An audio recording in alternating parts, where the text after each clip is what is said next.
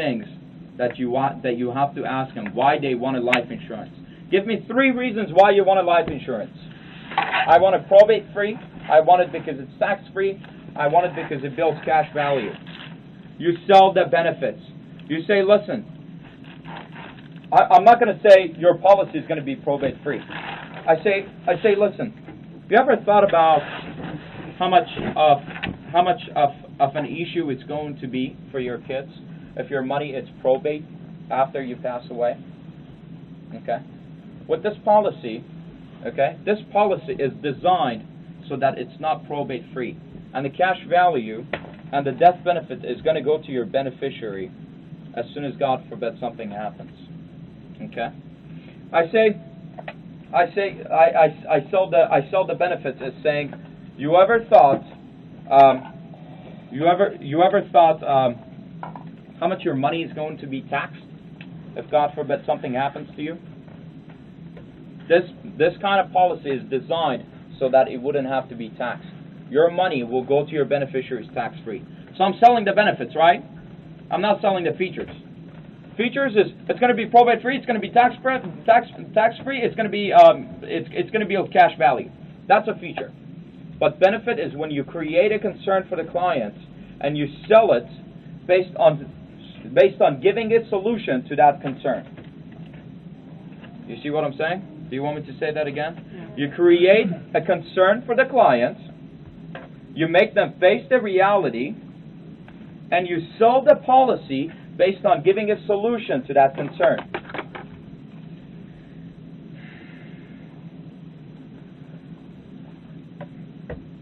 Number 16 is don't down your competition. You down your competition, you're going to down yourself. You talk bad about your competition, you're going to talk bad about yourself. Okay? The worst thing that you can do in the house is for you to say, this insurance company sucks. They're not going to buy from you, I promise you. Because when you down your competition, you're basically downing them, saying, why on earth did you buy from them? You see what I'm saying? When you down your competition, okay, you're telling them, you're so stupid from buying from them. That's what you're saying. Okay? And they will not buy from you. I had a customer in the car business that came one day, and he said, I want to buy a BMW. I said, why do you want to buy a BMW? Buy an Acura. This guy walked out of the dealership. He walked out of the dealership on me. Why? Because I just downed BMW. And that day I understood that I cannot down my competition because I'm telling them that you're stupid enough for buying a BMW. Does that make sense, guys? Okay. Use testimonials. That's number 17. Use testimonials. Go on the internet. Search for how people suffered raising up money for burial expenses. Okay? Search it around. And go on YouTube. Search around a video. And when you go to their houses, thank God that it's a world of technology. We all have smartphones. We can go on YouTube right really quick in the client's house and say, listen, I want you to watch this video. I don't want you to take me for my words. I want you to watch this video. And you show them the video. You want to sell the whole family on a policy? Find testimonials on the kids. Find what is the statistics that children under the age of 20 die, and how the parents are suffering to pay for the burial expenses. Show that to them. Say, listen, I was reading an article a couple of days ago and I found this. 21-year-old child passed away because he got into an accident. His parents went through selling their cars and going through loaning out all their credit cards to pay for the kids' burial expenses. You want to protect yourself from that, right? You want to make sure if God forbid something happens, you don't go through that. The reality is, it happens to people. And the reality is, you need to protect yourself from it. Okay? Use testimonials. That's the best way. People try to make people not take your words, but to take other people's words. But to take the reality out there. Okay? Overcome objections. Number 18. And when I say that, I mean understand the objection, listen to the prospect, and overcome the objection in terms of solution, not a sell. Listen to them when they're giving you an objection. When they're giving you an objection, don't just say, okay, it was good meeting you, thank you, I'll leave, bye. No, don't do that to yourself. Don't shoot yourself in the leg like that. Overcome the objection based on giving them solutions. How do you give them solutions? You create concerns. How do you create concerns? By building up consequence questions, which I'm going to go through right now. You sell based on solution. You overcome the objection based on solution, not to sell. You act like it. When they say, I'm not interested, you say, what? You're not interested? You're buying this policy. That's a salesman. When they say, I'm not interested, I ask them, I say, listen, this is not the first time I hear a no. And because I know what kind of value I bring to my client's house, I never take no for an answer. Give me a reason why you're not interested. They say, oh, I'm not interested because it's $200 a month. Let's just say. Because it's $200 a month. Then in that case, I know that I have to overcome the objection of $200 a month, right? So then I say, listen, 50% of something is better than 100% of nothing. You'd rather leave something in place for your kids than to leave nothing for your kids. How would you feel if your kids had to go through washing cars to pay for your burial expenses? That's a concern, right?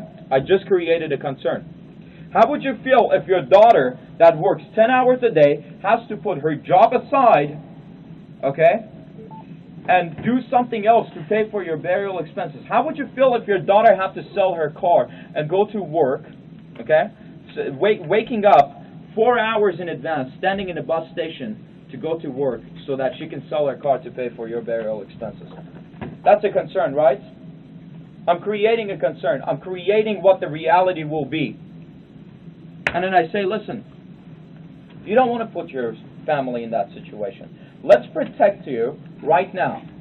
Let's protect you today so that you won't have to go through your family doesn't have to go through that situation. And I say, listen, in this case, I'm going to show you something that is 50% less so that it would fit in your budget. Then I show something 50%, and I say, which one of these works best for you? I'll get into that as well. Does it sound good so far, guys? You all pumped up? Yeah. Are you ready to go out and sell? Yeah. No. I'm ready to help. You said no. Huh? I'm ready to help. I'm not ready to Beautiful. sell. Beautiful. You got me there. That's When you right. ask a closing question, shut up. Okay? Not to shut up. I'm saying, when you ask a closing question, shut up. Now, what is the question? When you say, sir, I got 3 options for you.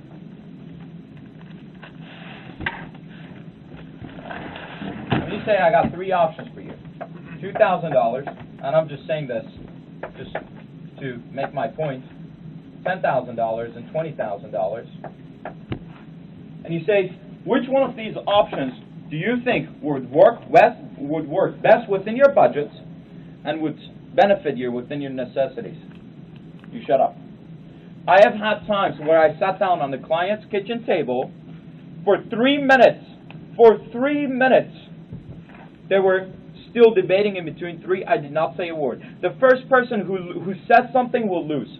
If you as an insurance agent say which one of these 3 would work best for you, they pause for a minute, and after a minute you say, that's going to make you lose. That is not going to make you sell. If you say one word, you will lose. Okay? When you show 3 options and you have built a good relationship with the client, it's impossible for them to say nothing. 99% of the time, I have had only one time, and I don't want to swear, but I only had one time that somebody said no. Only one time. Out of in this 5 months that I've sold over 90 policies, I've only had one time that they said no. Every time I showed 3 options, I stayed quiet. After I show 3 options, I stay quiet. Even if it's 10 minutes, I'm looking right into their eyes, waiting for them to choose something. And they would choose. They would go like, Well, 2,000, but 10,000? Okay, I'll take this. And then you say, fantastic. Let me circle it around. You turn around the application and you say, how do you spell your name? You get into the application right away. After they choose, you do not say a word. You close. After they choose, you're writing the application. You don't say anything. If they say, I want $10,000, and you say, okay, so $10,000 is something that you want to do, you ask that question, you lose. Okay? After they say, I want the $10,000, fantastic, bring me your ID, let me fill out your information, without asking any question. I don't say, do you want to bring your ID? I don't say, do you want to bring your checkbook? I don't say, do you want to buy $10,000? Can I get your signature? Let me get your signature. Let me spell your name right here. How do you spell your name? What's your middle name? What's your middle initial? What's your last name? You see, guys? You sell, you close without asking questions. You ask questions, you will not sell. Find your success formula through numbers. That's number 20. As a new insurance agent, you're going to be coming into the business and not having high closing ratios. That's fine. Work your success formula through numbers. This business game, this business is such a numbers game. If you figure out the numbers in this business, you can succeed. When I started in the car business, I had a 30% closing ratio.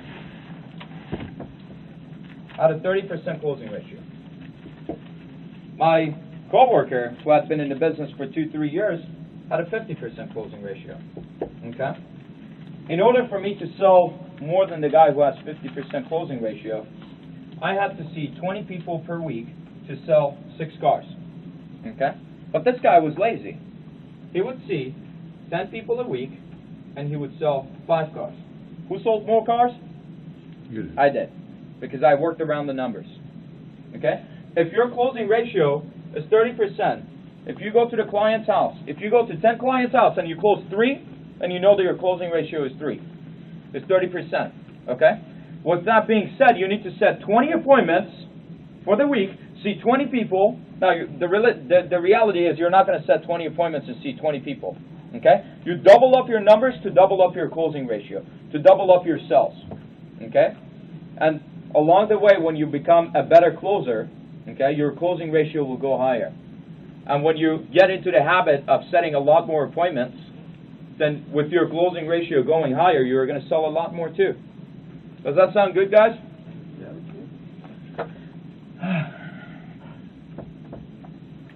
Okay. Number 21. Guys, I really want to pinpoint on this. Number 21 is do not blame the world because you're not succeeding. Blame yourself for it. Take accountability. Take full accountability. And say, you know what, that was my mistake. If today it rains, all of a sudden, if today it rains, it's sunny, it's a beautiful day, it's sunny, it's not raining, and all of a sudden it rains, okay? If I blame the entire world because it rained, next time that it happens, I'm not going to have an umbrella with myself. Next time that it happens, I'm going to blame the world for it again. But if I take full accountability and responsibility and say, you know what, it was my mistake that I didn't have an umbrella in my car, guess what? Next time I'm going to have an umbrella in my car. For me to make sure that when all of a sudden it rains, I have an umbrella in my car. You see what I'm saying? Take accountability. When you don't sell in the client's house, don't come to me and say they didn't want to buy it because they didn't have money. Don't go to your manager and say they didn't want to buy it because they had to think about it. No, they didn't have to think about it. That's because it was your fault, not their fault. Okay? The only way you can make your closing ratio higher is for you to take 100% accountability that, you know what, it was my fault that I didn't sell. What did I do wrong? And then you sit home, you start writing out. I said it over here. I said, study your attitude. When you go to the client's house and you don't succeed to sell, study your attitude. When you come back home, understand why you didn't sell. Don't blame it on the clients. If I was going to blame it on my clients that I wouldn't sell, okay, it's not as if I walked to this business and I started having the most amazing closing ratio. It wasn't like that. What did I do?